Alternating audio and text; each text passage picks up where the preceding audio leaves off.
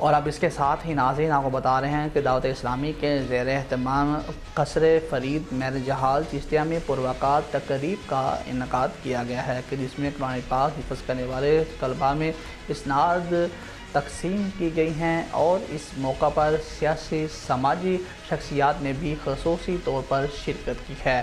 ہمارے نمائندے ڈاکٹر جمیل فریدی کی رپورٹ کے مطابق ہمیں بتایا جا رہا ہے کہ دعوت اسلامی چشتیہ کے زیر اہتمام قصر فرید میر جہال میں عظیم و شان تقریب کا انعقاد کیا گیا ہے جس میں حفظ کرنے والے 230 طلباء میں اسناد تقسیم کی گئی ہیں۔ اس موقع پر شہریوں کی کثیر تعداد بھی موجود تھی۔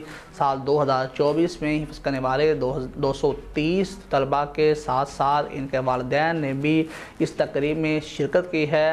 دور دراز سے آئے لوگوں نے اساتذہ کرام کو مبارکباد دی ہے اور شکریہ بھی ادا کیا ہے۔ اس تقریب میں شہر بھر کے علماء کرام اور دیگر مدرسین علاقہ نے بھی شرکت کی ہے۔ اس دوران تقریب میں درود السلام کی صدائیں گونجتی رہی ہیں۔ بعد میں شرکاء میں لنگر بھی تقسیم کیا گیا ہے۔